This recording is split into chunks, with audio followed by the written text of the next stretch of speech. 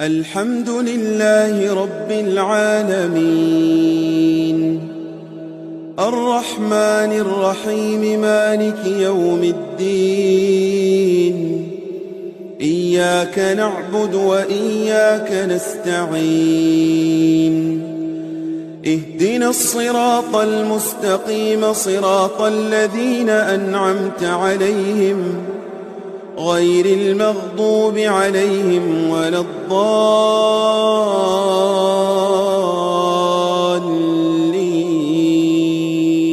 لله نحمده ونستعينه ونستغفره ونؤمن به ونتوكل عليه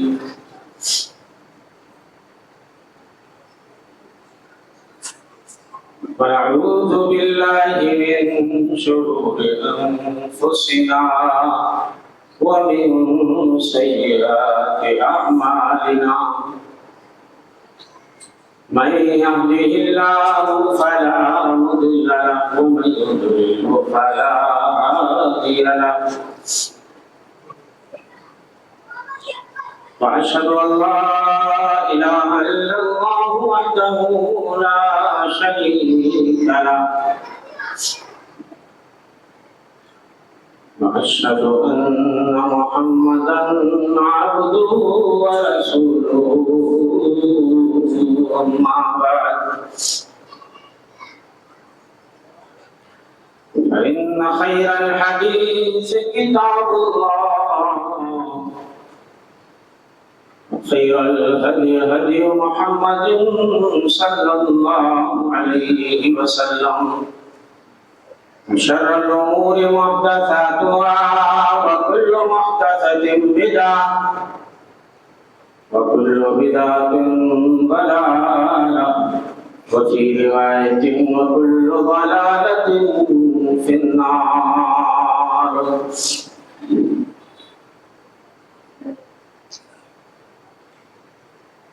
فقد قال الله تعالى في كتابه الحكيم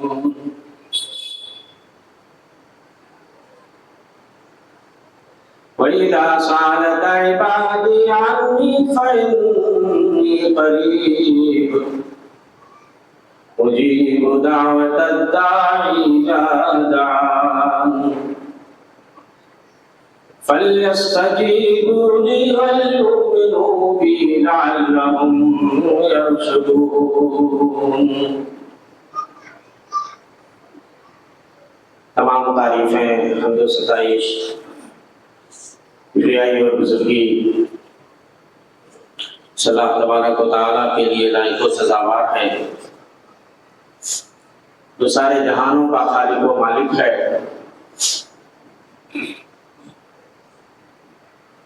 مدبر اور کارساز ہے، مربی اور پالنہار ہے۔ بعد بے شمار درود و سلام نازل ہو اس کے آخری نبی و رسول محمد مصطفیٰ صلی اللہ علیہ وسلم پر۔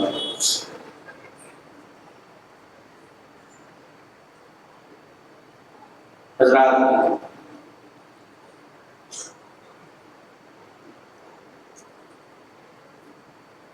کم و بیش سارے مسلمان کسی نہ کسی موڑ پہ اللہ کے سامنے ہاتھ پھیلاتے ہیں، اللہ کے سامنے روتے اور گڑگڑاتے ہیں، اپنی ضرورتیں اللہ کے سامنے رکھتے ہیں، اللہ سے مانگتے ہیں۔ لیکن بہت کم مسلمان ایسے ہیں جو یہ بات جانتے ہیں کہ دعائیں ہماری قبول کب ہوتی ہیں اور اپنا اثر کب دکھاتی ہیں۔ یقیناً دعا مومن کے لیے ایک ہتھیار ہے اور یہ بڑی کرشماتی چیز ہے، چمتکاری چیز ہے۔ دعاؤں کے عجائبات اور اس کی کرشمہ سازیاں کیا ہیں، میں آپ کے سامنے وہ عجائبات رکھنا چاہتا ہوں اور دعا مانگنے کے آداب کیا ہے، شروط کیا ہے، اور کون سی چیز ہماری دعاؤں کو اللہ کی بارگاہ میں مقبول ہونے سے روک دیتی ہے۔ مانگنے کو ہر کوئی مانگتا ہے، مگر مانگنے کا سلیقہ چاہیے۔ در کریم سے بندے کو کیا نہیں ملتا، جو مانگنے کا سلیقہ ہے اس طرح مانگو۔ بہت سارے مسلمان یہ شکوہ کرتے ہیں کہ ہم اللہ کی بارگاہ میں روتے ہیں، گڑ گڑاتے ہیں، ہماری دعائیں قبول نہیں ہوتی۔ قبل اس کے کہ میں دعاؤں کے آداب اور اس کے شروط آپ کے سامنے رکھوں، دعا کی اہمیت کیا ہے کتاب و سنت کی روشنی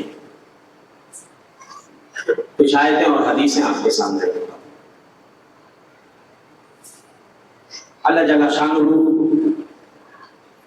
جو سارے جہان کا خالق و مالک ہے، ہر چیز اس کے قبضے قدرت میں ہے، وہی اللہ ہمیں حکم دیتا ہے کہ ہم اس سے مانگیں، اور جب تک ہم مانگتے رہیں گے وہ ہمارا اہتمام کرتا رہے گا، اور جب ہم مانگنا چھوڑ دیں گے تو ہماری بھی اللہ کی کوئی پرواہ، اللہ کو کوئی پرواہ نہیں رہ جائے گی۔ اللہ فرماتے ہیں قُلْ مَا يَعْبُدُ بِكُمْ رَبِّي لَوْلَا دُعَاؤُكُمْ، اے نبی کہہ دیجئے یہ تمہاری پکار نہ ہوتی، تمہاری دعا نہ ہوتی تو اللہ کو تمہاری کوئی پرواہ نہیں ہوتی۔ اللہ خود حکم دے رہے ہیں مانگو، پکارو مجھ سے، اپنی ضرورتیں لاؤ تو میرے سامنے، میں دینے کے لیے تیار بیٹھا ہوں۔ تمہاری پریشانیاں، تمہاری مصیبتیں میں دور کرنے کے لیے بیٹھا ہوں، تمہارا دامن مراد بھرنے کے لیے بیٹھا ہوں، تمہاری خطائیں معاف کرنے کے لیے بیٹھا ہوں، تمہاری زندگی میں خوشحالی لانے کے لیے بیٹھا ہوں، تو پکارو تو صحیح۔ اللہ فرماتے ہیں وَقَالَ رَبُّكُمُ ادْعُونِي أَسْتَجِبْ لَكُمْ، اور تمہارے رب نے فرمایا مجھے پکارو میں تمہاری پکار کا جواب دوں گا۔ إِنَّ الَّذِينَ يَسْتَكْبِرُونَ عَنْ عِبَادَتِي سَيَدْخُلُونَ جَهَنَّمَ دَاخِرِينَ، بے شک جو لوگ میری عبادت سے روگردانی کرتے ہیں، چہرہ پھیر لیتے ہیں، استکبار کرتے ہیں، تکبر کرتے ہیں، وہ عنقریب جہنم میں ذلیل و رسوا ہو کے جائیں گے۔ آیت کے پہلے ٹکڑے میں اللہ نے فرمایا ادعونی، مجھ کو پکارو، استجب لکم، میں تمہاری پکار کا جواب دوں گا۔ اور دوسرے ٹکڑے میں فرماتے ہیں ان الذین یستکبرون عن عبادتی، جو میری عبادت سے چہرہ پھیر لیتے ہیں، تو پہلے دعا کا لفظ آیا اور اس کے بعد عبادت کا لفظ آیا، معلوم یہ ہوا کہ دعا عبادت ہے، اور صرف عبادت نہیں، عبادت کی سب سے اعلیٰ اور اشرف قسم ہے، بڑی اشرف چیز ہے دعا، اور بڑی اشرف عبادت ہے دعا۔ اسی لیے حدیث میں کہا گیا دعا هو العبادہ، دعا ہی عبادت ہے۔ جیسے آپ کہتے ہو پانی ہی زندگی ہے، بھئی زندگی میں اور چیزوں کی ضرورت ہے، لیکن پانی کا تو جواب ہی نہیں ہے۔ عبادتیں اور بھی ہیں، لیکن دعا هو العبادہ، دعا ہی عبادت ہے۔ جتنی عبادتیں ہیں اس میں کسی نہ کسی حوالے سے دعا کا عنصر ضرور شامل ہوتا ہے۔ تو میرے بھائیوں یہ کتنی بڑی بدنصیبی ہے کہ بندہ اپنے پالنہار سے منہ پھیر لے، استغفار کرے، تکبر کرے، گھمنڈ کرے، اور اپنے اللہ کو پکارنا چھوڑ دے۔ اس سے بڑا استغفار اور اس سے بڑا غرور اور گھمنڈ کچھ نہیں ہو سکتا ہے کہ بندہ اپنے مالک کو پکارنا چھوڑ دے۔ کائنات کے امام مدنی سردار فرماتے ہیں من لم یسأل اللہ یغضب علیہ، جو اللہ سے سوال نہیں کرتا ہے، جو اللہ سے مانگنا چھوڑ دیتا ہے، اللہ اس سے ناراض ہو جاتے ہیں۔ بندوں کا معاملہ یہ ہے، بندوں سے اگر مانگو گے آپ زیادہ، ان کے سامنے ہاتھ پھیلاؤ گے، ڈیمانڈ کرو گے، تو بندے ناراض ہو جاتے ہیں۔ لیکن وہ کریم تو وہ کریم ہے کہ اگر اس سے نہیں مانگو گے تو آپ سے ناراض ہو جائے گا، روٹھ جائے گا، غصہ ہو جائے گا، نہیں مانگو گے تو اللہ غصہ ہو جائے گا۔ اور سب سے بڑا عاجز، ناتواں، ضعیف، کمزور وہ آدمی ہے جو دعا میں عاجز رہ جائے۔ فرمایا اللہ کے رسول صلی اللہ علیہ وسلم نے ان اعجز الناس من عجز عن الدعاء وان ابخل الناس من بخل بالسلام۔ سب سے عاجز اور ضعیف وہ ہے جو مانگنے میں پیچھے رہ جائے، اللہ سے مانگنے میں پیچھے رہ جائے، اس سے بڑا ڈھیلا اور کمزور کوئی نہیں ہو سکتا ہے۔ اور سب سے بڑا بخیل وہ ہے جو سلام کرنے میں بخیلی کرے۔ اور دعا کتنی معزز اور مکرم چیز ہے۔ فرمایا اللہ کے رسول صلی اللہ علیہ وسلم نے لیس الشیء الاکرم علی اللہ من الدعاء، کوئی چیز اللہ کے وہاں دعا سے زیادہ معزز اور مکرم نہیں ہے، محبوب اور پسندیدہ نہیں ہے۔ اللہ فرماتے ہیں امن یجیب المضطر اذا دعا، کون ہے جو پریشان حال کی پریشانی کو سنتا ہے، فیکشف السوء، اس کی پریشانی کو دور کر دیتا ہے۔ مضطر اس آدمی کو کہتے ہیں جو بہت زیادہ پریشان حال ہو، سارے دروازے جس کے سامنے بند ہو گئے ہو، جس بندے کو کچھ سجھائی نہ دیتا ہو، کچھ دکھائی نہ دیتا ہو، جب وہ بندہ ایسی حالت میں اپنے پروردگار کو پکارتا ہے تو اللہ فرماتے امن یجیب المضطر اذا دعا، کون ہے جو مضطر اور پریشان حال کی پکار کا جواب دیتا ہے اور اس کی پریشانی کو دور کر دیتا ہے اللہ کے علاوہ کوئی دوسرا جو کسی پریشان حال کی پریشانی کو سنے اور اس کو دور کر دے؟ ہمارے وہاں بہت سارے مسلمان بھائی کہتے ہیں کہ بھائی ہم تو اللہ سے بہت دعا کرتے ہیں، بہت روتے گڑگڑاتے ہیں، مگر ہماری دعا ہی قبول نہیں ہوتی۔ میرے بھائیو، دعاؤں کی قبولیت کے کچھ آداب ہیں۔ آپ اپنی دعاؤں پہ نظر ثانی کیجئے، اپنے طریقے دعا پہ غور کیجئے کہ آپ اللہ کے سامنے کس ڈھنگ سے دعا کرتے ہو، آپ کے مانگنے کا سلیقہ کیا ہے، آپ کے مانگنے کا انداز کیا ہے، اس پہ آپ کو غور کرنا ہوگا اور سیکھنا ہوگا۔ حدیثوں کی روشنی میں، دلیلوں کی روشنی میں جو ہمارے نبی نے دعا کا سلیقہ سکھایا، کیا اس طرح مانگتے ہیں، یہ سوال ہے۔ بیشتر مسلمان روٹینی دعا مانگتے ہیں، روایت کون سی دعا مانگتے ہیں؟ امام صاحب سلام پھیرے، ہاتھ اٹھائے، اٹھا دیا ہاتھ، تھوڑا سا ہونٹوں کو جنبش دیا، امام نے ہاتھ گرایا، مقتدی نے بھی ہاتھ گرایا اور چہرے پہ ہاتھ پھیر کے چل دیے، کہنے لگے ہم تو بہت دعا کرتے ہیں۔ ارے امام تو کیا مانگنا ہے، آپ کو کیا مانگنا ہے؟ اور سوال یہ ہے کہ کیا آپ امام کے ساتھ بدھے ہوئے ہو؟ جب وہ ہاتھ گرائے تو آپ ہاتھ گراؤ گے، جب وہ ہاتھ اٹھائے تو آپ ہاتھ اٹھاؤ گے؟ آپ کی کیا ضرورت ہے، وہ امام کو کیا معلوم؟ اور ویسے بھی فرض نمازوں کے بعد اجتماعی دعا تو ہمارے نبی سے ثابت بھی نہیں ہے۔ فرض نمازوں کے بعد فوراً ہاتھ اٹھا لینا یہ ہمارے نبی سے ثابت ہی نہیں ہے۔ آپ روایتی دعا کرتے ہو اور تھوڑا سا منہ کو ہلایا اور چل دیے اور کہتے ہیں ہم تو بہت دعا کرتے ہیں۔ پتہ ہے غافل دلوں کی دعا اللہ قبول نہیں فرماتے ہیں۔ فرمایا اللہ کے رسول صلی اللہ علیہ وسلم نے ادعوا اللہ وانتم موقنون بالاجابہ، اللہ کو اس حال میں پکارو کہ تمہارے دل کو دعا کی قبولیت پہ پختہ یقین ہونا چاہیے، تمہارے دل کو معلوم ہونا چاہیے کہ تم کیا مانگ رہے ہو۔ فإن الله لا يستجيب دعاء من قلب غافل لاهٍ، اس لیے کہ اللہ جل شانہ اس دل کی دعا کو قبول نہیں فرماتے ہیں جو دل غافل ہوتا ہے، اس کو معلوم ہی نہیں ہے کہ بندہ منہ سے کیا ادا کر رہا ہے، خود ہی اس کو نہیں معلوم۔ دل دماغ کی مکمل حاضری ہونی چاہیے، کیا بول رہے ہو آپ، کیا ادا کر رہے ہو، کیا مانگ رہے ہو، اور زور سے بولنے کی بھی ضرورت نہیں ہے۔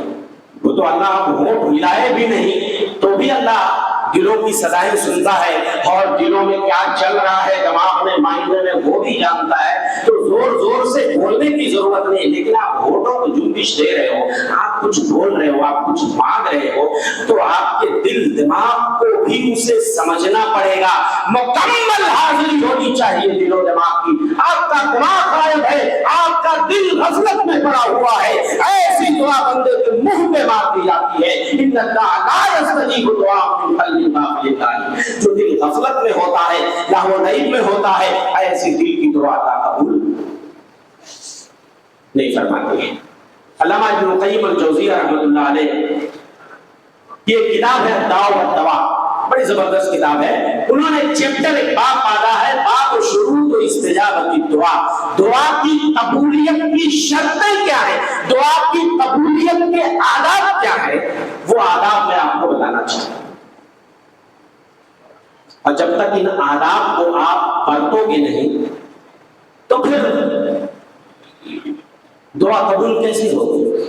سب سے پہلی چیز علامہ فرماتے ہیں حضور القلب، دل کی مکمل حاضری ہونی چاہیے، پوری یکسوئی دل جمعی اور اخلاص نیت کے ساتھ بندہ اللہ کے سامنے ہاتھ پھیلائے، دل کی حاضری ہونی چاہیے، آنکھ ادھر ادھر نہیں جانا چاہیے، جب آنکھ اٹھا دیے تو پوری یکسوئی اس کی طرف ہو جانی چاہیے۔ اور اس کے بعد آگے فرماتے ہیں دعا کی قبولیت کی کچھ جگہیں، ان میں سے کسی جگہ کو بندہ اگر پا لیا اور اس کا دل بھی حاضر ہے تو شاید ہی کسی کی دعا رجعت ہو۔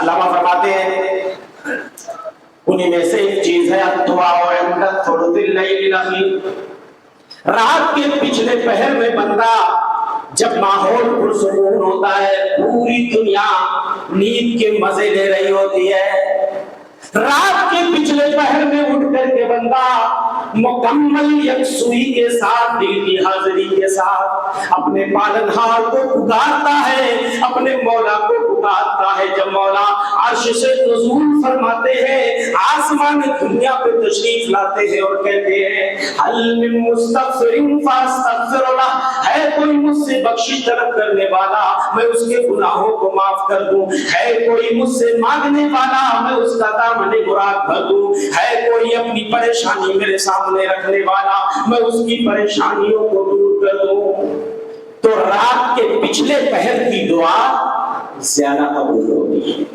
ایسے ہی ایک جگہ اور ہے، وہ ہے اذان۔ کیا ہے؟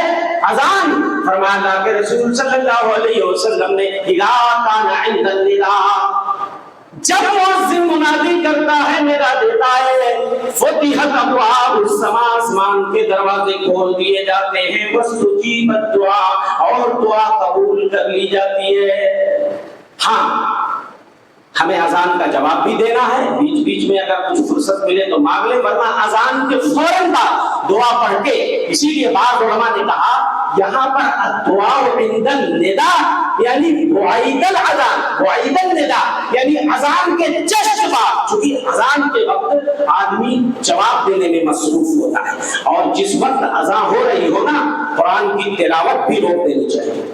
علامہ محمد بن صالح العثیمین فرماتے ہیں جس وقت مؤذن اذان دیتا ہے، اگر بندہ ذکر کر رہا ہے تو روک دے، اگر بندہ قرآن پڑھ رہا ہے کوئی عمل، جس وقت اذان ہوتی ہے اذان کے جواب دینے سے افضل کوئی عمل نہیں، کوئی عمل نہیں۔ تو پھر اس حدیث کا کیا مطلب ہوا کہ اذان کے وقت دعا قبول ہوتی ہے، آپ دعا کرنے بیٹھو گے تو مؤذن کا جواب کب دو گے؟ تو اس لیے علماء نے کہا کہ اذان جیسے ختم ہو آپ فوراً دعا پڑھ کے جو دعا ثابت ہے اور اس کے بعد اپنی ضرورت اللہ کے سامنے رکھو۔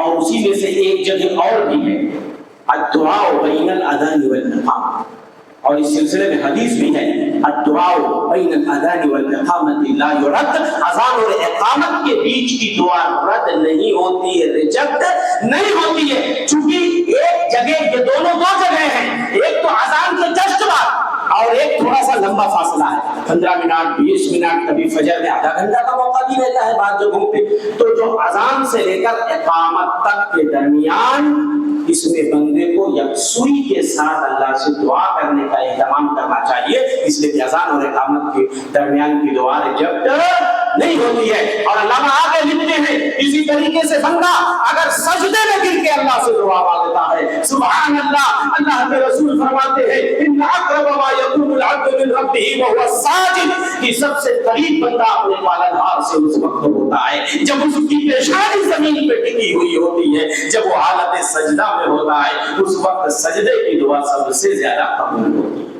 ہمارے وہاں سنکوچ ہے لوگوں کا دماغ اس کو ہضم ہی نہیں کر پا رہا ہے۔ ارے مولوی صاحب وہ سبحان ربی الاعلیٰ کب پڑھیں گے؟ جب ہم دعا مانگیں گے۔ ارے بندے خدا حدیث کہتی ہے کوئی بھی نماز ہو، فرض ہو، نفل ہو، سجدے میں، نماز والے سجدے میں، جی اس سجدے کی میں بات کر رہا ہوں، سجدے میں دعا ثابت ہے، سجدے میں دعا مانگیے، کوشش کریے جو نبی سے سکھائی ہوئی، نبی کی سکھائی ہوئی دعائیں معصورہ وہ مانگیے۔ اور علماء نے تو یہاں تک اجازت دیا ہے کسی کو عربی نہیں آتی ہے وہ دعائیں نبی کی یاد نہیں کر سکتا ہے تو اپنی زبان میں بھی مانگ سکتا ہے۔ اتنی رخصت اور اتنی گنجائش رکھی گئی ہے میرے بھائیوں۔ اور ایسے ہی علامہ فرماتے ہیں ایک جگہ اور ہے، اس جگہ دعا رجعت جلدی نہیں ہوتی ہے، بہت کم لوگ اسے جانتے ہیں۔ جس وقت امام جمعہ کے دن خطبے کے لیے منبر کی سیڑھی پہ قدم رکھتا ہے، سینے پہ قدم رکھتا ہے، وہیں سے کیلکولیٹر چالو ہو جاتا ہے۔ تب تک یہ گھڑی رہتی ہے جب تک کہ نماز نہ ختم ہو جائے، جب تک کہ نماز نہ ختم ہو جائے، منبر پہ قدم رکھنے سے لے کر نماز ختم ہونے کا اس درمیان کی دعا رجعت نہیں ہوتی ہے۔ کتنے مسلمانوں کو یہ بات معلوم بتائی ہوئی ہے؟ ہاں کتنے لوگ سوتے رہتے ہیں، ٹیک لگا لیا ماشاءاللہ سو گئے، بیچ میں امام بیٹھتا بھی ہے تھوڑی دیر کے لیے، اس میں آپ ایک دو دعا تو پڑھ ہی سکتے ہیں، ربنا آتنا فی الدنیا حسنہ وفی الآخرۃ حسنہ وقنا عذاب النار۔ ایک ایک لمحہ میرے بھائی جس وقت امام منبر پہ چڑھتا ہے اس وقت سے لے کر جب تک کہ نماز ختم نہیں ہو جاتی ہے، آپ کی زبان سے کوئی بھی دعا اگر نکل جائے وہ اللہ کی بارگاہ میں قبول ہوتی ہے۔ اور کسی بھی امام کو، خطیب کو، مقرر کو آپ دیکھو گے جب وہ اپنا خطبہ ختم کرنے لگتا ہے کچھ نہ کچھ دعا بھی ضرور کرتا ہے، مگر کتنے مصلی ایسے ہیں، کتنے بدنصیب ایسے ہیں جنہیں امام کی دعا پہ، خطیب کی دعا پہ آمین کی بھی توفیق نہیں ہوتی۔ میرے بھائیوں یہ قبولیت کی گھڑی ہوتی ہے جس وقت امام دعا کرتا ہے، اور امام صرف اپنے لیے نہیں کرتا ہے، امام تو دنیا کے سارے مسلمانوں کے لیے کرتا ہے۔ ہاں کتنے لوگ تو اگر میں پوچھوں تب بھی دوسروں کے لیے بھی دعا مانگے ہو؟ ہاں کتنے لوگ مانگتے نا صرف اپنے لیے مانگتے ہیں؟ اتنا کہاں فرصت ہے کہ ہم چلے پوری دنیا بھر کے لیے مانگیں؟ ہاں ایک امام بیچارہ اسی کی ڈیوٹی ہے، اے اللہ سارے بھائیوں میں جتنے مریض اللہ سب کو شفا دے دے، اللہ کہ جو ہمارے آبادار چلے گئے دنیا سے، اے اللہ ان کی قبروں کو نور سے بھر دے۔ سارا ٹھیکہ امام صاحب نے لے رکھا ہے، ٹھیک ہے ٹھیکہ لے رکھا، امام صاحب بیوقوف نہیں ہے، امام صاحب کا کوئی گھاٹا نہیں ہے، مقرر کا گھاٹا نہیں ہے۔ میرے بھائیوں سنو، جو اپنے بھائی کے لیے ازراہ خیر دعا کرتا ہے پیٹھ پیچھے، سامنے تو دعا دینے والے بہت ہیں، کبھی پیٹھ پیچھے بھی اپنے بھائیوں، اپنے دوستوں، اپنے رشتہ داروں، اپنے پڑوسیوں اور عام مسلمانوں کے لیے آپ نے دعا مانگی ہے۔ جب کوئی مسلمان اللہ کے رسول فرماتے ہیں اپنے بھائی کے لیے پیٹھ پیچھے دعا کرتا ہے، فرشتہ کہتا ہے آسمان پہ وَلَكَ بِمِثْلِ، جو تم نے اپنے بھائی کے لیے مانگا ہے اللہ تجھے پہلے عطا کرے۔ ہم بیوقوف نہیں ہیں ہم لوگ جو ساری دنیا کے مسلمانوں کے، اتنی دنیا کے مسلمانوں کے لیے ہم لوگ دعا مانگتے ہیں تو ہمارے لیے فرشتہ آسمان پہ اللہ سے کہتا ہے اللہ یہ بندہ تیرے بندوں کے لیے دعائیں مانگ رہا ہے، اللہ تو اس کو پہلے عطا کرے۔ گھاٹا نہیں ہے، اس لیے میرے بھائیوں اپنے بھائیوں کو بھی اپنی دعاؤں میں شامل کرو، اپنے محسنوں کو اپنی دعاؤں میں، اپنے بزرگوں کو اپنی دعاؤں میں، اور عام مسلمانوں کو اپنی دعاؤں میں شامل کرو۔ تو علامہ نے یہ چند جگہیں بتائیں، اور اس کے بعد ایک جگہ اور بھی ہے، جمعہ کے دن سورج غروب ہونے سے تھوڑا پہلے، سورج غروب ہونے سے تھوڑا پہلے ایک گھڑی ہوتی ہے جس کی دعا رجعت نہیں ہوتی۔ کوئی حاجت ہے، کوئی ضرورت ہے، کوئی پریشانی ہے، آپ جمعہ کے دن، بعض سلف صالحین کے بارے میں آتا ہے اثر پڑھ کے گھر نہیں جاتے تھے، جمعہ کے دن بیٹھے رہتے جب تک مغرب نہیں پڑھ لیتے تھے تب تک نہیں جاتے، دعا کرتے رہتے تھے، پتہ نہیں وہ گھڑی مل جائے۔ جو گھڑی ہمارے نبی نے بتائی ہے۔ تو میرے بھائیوں، یہ اس کے علاوہ بھی اور جگہیں ہیں، لیکن یہ کچھ جگہیں تو علامہ فرماتے ہیں اگر دل کی مکمل حاضری ہے، دل دماغ آپ کا حاضر ہے، اور یہ کچھ جگہیں جو بتائی گئی ہیں، ان جگہوں میں سے کوئی جگہ آپ پانے میں کامیاب ہو گئے، اور کچھ چیزیں اور اس میں ایڈ کر لیجئے۔ آگے فرماتے ہیں علامہ ابن القیم الجوزیہ رحمۃ اللہ علیہ، اگر بندہ طہارت اور حالت وضو میں اللہ کو پکار رہا ہے مکمل دل کی حاضری کے ساتھ، اور اس کا چہرہ قبلے کی طرف ہے، اس کا ہاتھ اٹھا ہوا ہے، ہاتھ اٹھا ہوا اس لیے کہ نبی فرماتے ہیں اللہ کو شرم آتی ہے، بندہ جب اللہ کے سامنے ہاتھ اٹھاتا ہے تو اللہ کو شرم آتی ہے کہ اپنے بندے کو ہاتھ کو کھائی وہ خاص لوٹا دے۔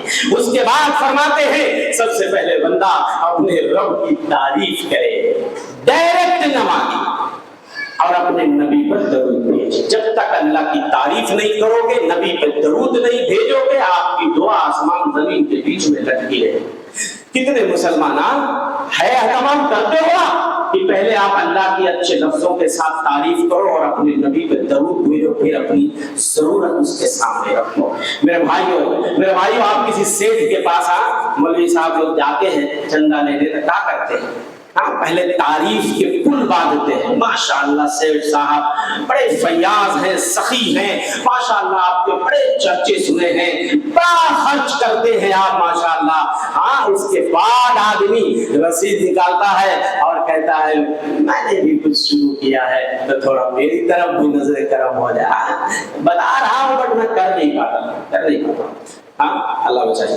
تو بہرحال کوئی معیوب نہیں ہے میرے بھائی، معیوب نہیں ہے، دیکھیے مسجد مدرسے انہی چندوں سے چلتے ہیں تو کرنا ہی پڑتا ہے جو لوگ ہیں بیچارے اس فیلڈ میں، لیکن یہ طریقہ اختیار کرنا پڑتا ہے کہ نہیں کرنا پڑتا۔ تو آپ اللہ کے سامنے جب آتے ہو، آپ اللہ کے سامنے جب آتے ہو، آپ ڈائریکٹ اللہ سے مانگنا شروع کر دیتے ہو۔ میرے بھائیو، اللہ کے پیارے پیارے ناموں کا آپ سہارا کیوں نہیں لیتے؟ پہلے آپ اللہ کی تعریف کیوں نہیں کرتے؟ اللہ کے اسم اعظم سے اللہ کو کیوں نہیں پکارتے؟ یا اللہ، یا حی یا قیوم، یا ذا الجلال والاکرام، یا حنان یا منان۔ میرے بھائیو، اس طرح سے جو اللہ کے پیارے پیارے نام ہیں، ان ناموں کا وسیلہ دے کر کے آپ اللہ سے مانگو، بہت کم دعا رجعت ہوگی۔ اللہ کے اسم اعظم سے بندہ اگر مانگے گا تو شاید اس کی دعا کبھی رجعت ہو۔ پتہ ہے اسم اعظم کیا ہے؟ اللہ کا سب سے بڑا نام، کچھ لوگوں نے کہا لفظ اللہ ہی ہے، کچھ لوگوں نے کہا الحی القیوم ہے۔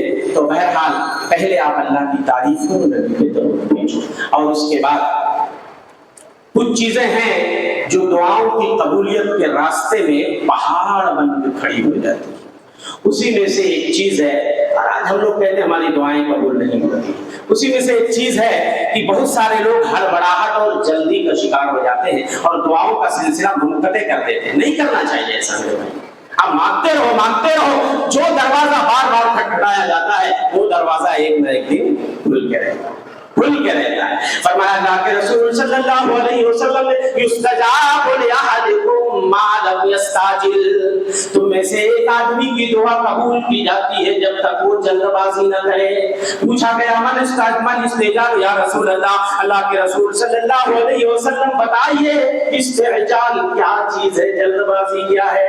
تو آپ نے فرمایا جیسے بندہ کہے دعوت وقت دعوت، کتنا میں نے پکارا، کتنا میں نے پکارا، میری دعا قبول نہیں ہوتی، بندہ تھک ہار کے دعا کرنا بند کر دے، یہ استعجال ہے۔ یہ کیا ہے؟ استعجال ہے، جلد بازی نہیں۔ آپ دعاؤں کا سلسلہ منقطع نہ کیجیے، اور ایسے ہی پورے یقین کے ساتھ دعا ہونی چاہیے۔ فرمایا اللہ کے رسول نے اذا دعا احدکم فلیعزم فالمسألہ، جب کوئی بندہ اللہ سے مانگے تو پورے کانفیڈنس، پورے یقین کے ساتھ، پورے عزم اور پورے جذب کے ساتھ مانگے، یقین ہونا چاہیے کہ میری دعا ضرور قبول ہوگی۔ اب آدمی یہ نہ کہے پتا نہیں ہوگی کہ نہیں ہوگی، لوگ بولتے ہیں تو مانگ لیتا ہوں، لا اٹھا دیتا ہوں ہاتھ، ایسا نہیں ہوتا ہے۔ پورے یقین کے ساتھ اللہ کے رسول فرماتے فلیعزم فی المسألہ، اللہ کو کوئی چیز فإن اللہ لا يعجزہ شیء، اللہ کو کوئی چیز عاجز نہیں کر سکتی، سب کی دعائیں وہ پوری کر دے گا، سب کی جھولیاں بھر دے گا، اس کے خزانے میں کوئی کمی نہیں۔ نہیں آ سکتی. اللہ کو کون سی چیز عاجز کر سکتی ہے کہ آپ یہ سوچو پتا نہیں میری دعا قبول بھی ہوگی کہ نہیں ہوگی. ایسے ہی ایک چیز میرے بھائیوں اور ہے، اور وہ ہے حرام کمائی. آدمی برابر اللہ سے مانگتا رہتا ہے لیکن دعا قبول نہیں ہوتی ہے، اس کی کمائی حرام ہوتی ہے. تو میرے بھائیو بتائیے کہ دعا قبول کیسے ہوگی؟ اللہ کے رسول نے ایک آدمی کا تذکرہ کیا جو دیر سفر اشعث اغبر، ایک آدمی کا ذکر کیا بڑا گندا بال خستہ حال، لمبا سفر کرتا ہے، ہاتھ اٹھا کے اللہ سے دعا کرتا ہے یا ربی او میرے پروردگار، او میرے پروردگار، ومطعمہ حرام وملبسہ حرام، جبکہ اس کا کھانا حرام، اس کا لباس حرام، وغذی بالحرام فانا یستجاب له. میرے بھائیو بتاؤ اس کی دعا قبول کیسے ہوگی جس کا کھانا بھی حرام ہے، پینا بھی حرام ہے، لباس بھی حرام ہے. جسم جب حرام میں پڑا پھر دعا قبول کیسے ہو؟ رزق بس حلال کھائیے، ایسا کاروبار کیجیے، چاہتے ہو بگڑی ہر بنے اور دعا قبول سب کی ہو. اپنے رب کا ذکر صبح و شام آپ بار بار کیجیے. اللہ کے رسول فرماتے ہیں اگر آپ چاہتے ہو کہ مشکلات میں آپ کی اللہ سن لے، آپ کی پریشانی دور کر دے، جب آپ خوشحالی میں ہوتے ہو تب بھی اللہ کا ذکر کرو. ہمارے وہاں ہوتا کیا جب مصیبت پڑتی ہے نا تب ہمیں اللہ یاد آتا ہے، تب ہم بڑا اللہ اللہ کرتے ہیں. ہاں پتہ ہے دعا کس کی قبول ہوتی ہے؟ جو لوگ خوشحالی میں جب ہوتے ہیں نا، فارغ البالی میں ہوتے، خوشحالی میں ہوتے، کوئی ٹینشن نہیں، کوئی فکر نہیں، کوئی غم نہیں، اس وقت بھی اپنے اللہ کو بھولتے نہیں ہیں. تو جو لوگ خوشحالیوں میں اللہ کو یاد کرتے ہیں، ایسے بندے جب مشکلات میں گرفتار ہو جاتے ہیں اور اللہ کو پکارتے ہیں تو اللہ ان کی پکار کو سنتا ہے. مچھلی والے نبی یونس ہم مچھلی کے پیٹ میں چلے گئے اور جب تاریکیوں میں پہنچے اور اللہ کو پکارنا شروع کیا، اللہ نے ان کی پکار سنی کہ نہیں سنی؟ اللہ فرماتے ہیں وَظَنُّونِ إِذْ ذَهَبَ مُغَاضِبًا، یاد کرو مچھلی والے نبی کو جب ناراض ہو کے اپنی قوم سے چلے گئے تھے. فَظَنَّ أَن لَّن نَّقْدِرَ عَلَيْهِ، انہوں نے یہ گمان کر لیا کہ ہم ان کو پکڑنے کی طاقت نہیں رکھتے. فَنَادَىٰ فِي الظُّلُمَاتِ أَن لَّا إِلَٰهَ إِلَّا أَنتَ سُبْحَانَكَ إِنِّي كُنتُ مِنَ الظَّالِمِينَ. پتہ یہ چلا کہ مچھلی کے پیٹ میں چلے گئے لیکن وہاں جانے کے بعد بھی اپنے اللہ کو نہیں بھولے، تاریکیوں میں پکارنے لگے لا الہ الا انت سبحانک انی کنت من الظالمین. اللہ کے رسول فرماتے ہیں یہ دعا المطلوب ہے، ہر پریشان حال کی یہ دعا ہے. جب وہ مچھلی والے نبی کی دعاؤں کا سہارا لیتا ہے اور اللہ سے دعا کرتا ہے تو اس کی پریشانی دور کر دی جاتی ہے. جب بھی کوئی پریشانی آئے آپ اس دعا کا وسیلہ پکڑیے، کسی اور کا وسیلہ. آج دعا قبول نہیں ہوتی ہے، اس کی ایک وجہ یہ بھی ہے کہ ہم لوگ شرکیہ وسیلے پکڑتے ہیں. فلاں بابا کے صدقے میں، فلاں پیر کے صدقے میں، فلاں فقیر کے صدقے میں. آپ نے تو یہی غلط کر دیا، آپ نے بنیاد ہی غلط کر دی، آپ نے دعاؤں میں بھی شرک کر دیا. بتاؤ آپ کی دعا قبول کیسے ہوگی؟ میرے بھائیو جو اللہ اتنا قریب ہے بندے سے، کہتا ادعونی، وہ لوگوں مجھے پکارو واستجب لکم، میں تمہاری پکار سنوں گا. اور اللہ فرماتے ہیں وَإِذَا سَأَلَكَ عِبَادِي عَنِّي فَإِنِّي قَرِيبٌ. وہ نبی جب میرے بارے میں میرے بندے تم سے پوچھے تو کہہ دو میں قریب ہوں. اور جو چیز قریب ہوتی ہے اس تک پہنچنے کے لیے کسی وسیلے کی ضرورت نہیں ہوتی. آج مسلمان اپنی دعاؤں پہ پانی پھیر دیتا ہے شرکیہ وسیلوں کا سہارا لے کر. آپ اپنے اچھے اعمال کا سہارا لیجیے، اللہ کے ناموں کا وسیلہ پکڑیے، اللہ کے اچھے اچھے ناموں کے وسیلے کے ذریعہ اللہ سے دعا مانگو میرے بھائیوں. اور ایسے ہی جب خوشحالی میں رہا کرو تب بھی اللہ کا ذکر کیا کرو.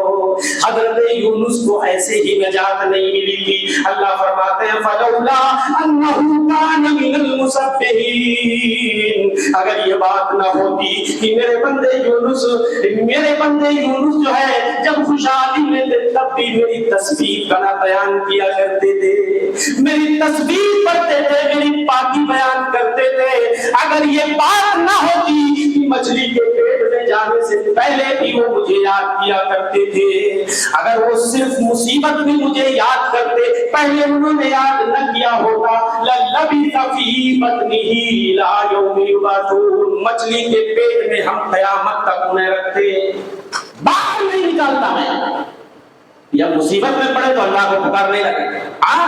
وہ پہلے بھی تسبیح پڑھا کرتے تھے، پہلے بھی اللہ کو یاد کیا کرتے تھے۔ اس لیے میرے بھائیوں کتنے نبیوں کی دعائیں قرآن میں آپ کو ملیں گی۔ حضرت نوح کی دعا، 950 برس تک تبلیغ کرتے رہے، نہیں مانے، اللہ سے دعا کی فدعا ربہ انی مغلوب فانتصر۔ حضرت نوح اللہ سے دعا کر رہے ہیں، اے اللہ میں ہار چکا ہوں، تھک چکا ہوں، اے اللہ تو ہی میرے لیے بدلہ لے لے ان سے۔ تو اللہ نے کیا کہا؟ آسمانوں کو حکم دیا، جھماجھم بارش ہو، زمین سے بھی بارش، پانی کے چشمے نکلے، اور پتہ چلا کہانی ختم ہو گئی۔ وَلَقَدْ نَادَانَا نُوحٌ فَلَنِعْمَ الْمُجِيبُونَ، ہم کو نوح نے پکارا تو ہم کتنے بہترین پکار کا جواب دینے والے ہیں۔ وَنَجَّيْنَاهُ وَأَهْلَهُ مِنَ الْكَرْبِ الْعَظِيمِ، اس بڑی پریشانی سے ہم نے نوح کو بھی نجات دیا، ان کے اہل خانہ کو بھی نجات دیا، اور جتنے مومن جتنے لوگ ان پہ ایمان لائے تھے سب کو ہم نے نجات دے دیا۔ وَجَعَلْنَا ذُرِّيَّتَهُ هُمُ الْبَاقِينَ، صرف انہی کی ذریت کو ہم نے چھوڑا باقی۔ نوح ہمارے دوسرے والے ابا ہیں، پہلے آدم ہیں اور سیکنڈ والے حضرت نوح ہیں۔ چونکہ جتنے مسلمان کشتی میں سوار ہوئے تھے نا، کسی کی نسل نہیں چلی، صرف ان کے 3 بیٹے سام، حام، یافت، انہی کی نسل آگے چلی، باقی کسی کی نسل نہیں چلی۔ اللہ فرماتے ہم نے انہی کی ذریت، اس لیے انہی کی ذریت سے پھر انسانیت آگے بڑھی، اور ایک بیٹا کنعان وہ تو غرق ہو گیا تھا، اور یہ 3 بیٹے انہی کی نسل آگے چلی، اور اس طرح کا اتنے نبیوں کی دعا، ابراہیم کی دعا ہے، خود ہمارے نبی کی دعا ہے، اسی طریقے سے حضرت ایوب کی دعا ہے۔ وقت نہیں ہے، وقت ختم ہو گیا۔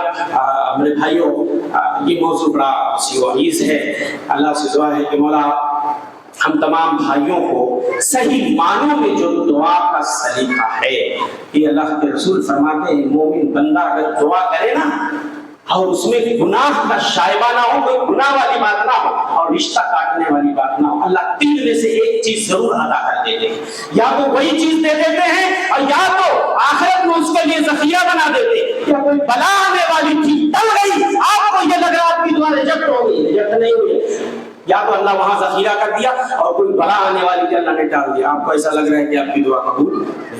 تو میرے بھائیوں دعا کی قبولیت کا اللہ نے وعدہ کیا۔ اللہ سے دعا ہے کہ مولا ہم تیرے سیاہکار خطاکار بندے ہیں، اے اللہ جو ٹوٹی ٹوٹی عبادتیں کرتے ہیں، اے اللہ تجھ کو پکارتے ہیں شب و روز، اللہ ہم تمام بھائیوں کے مسائل و آلام اور پریشانیوں کو دور کر دے۔ ہمیں سے جو بیمار ہیں اللہ انہیں شفا عاجلہ کاملہ عطا فرما، ہمیں سے جو پریشان ہیں ان کی پریشانیوں کو دور کر دے۔ اے اللہ دنیا میں مسلمان جہاں جہاں بھی ستائے جا رہے ہیں، مظلوم ہیں، مقہور ہیں، اے اللہ تو عذراء غیب ان کی مدد فرما۔ اے اللہ تو مسلمانوں پہ اپنی رحمت کی برکھا کر۔ اے اللہ جہاں جہاں بھی مسلمان مظلوم ہے، مقہور ہے، اے اللہ تیرے کتنے بندے ایسے ہیں کہ جن کے لیے چھت نہیں ہے، جو اپنے کاندھوں پہ لاشیں اٹھائے ہوئے ہیں، اے اللہ تو سب کی عذراء غیب مدد فرما۔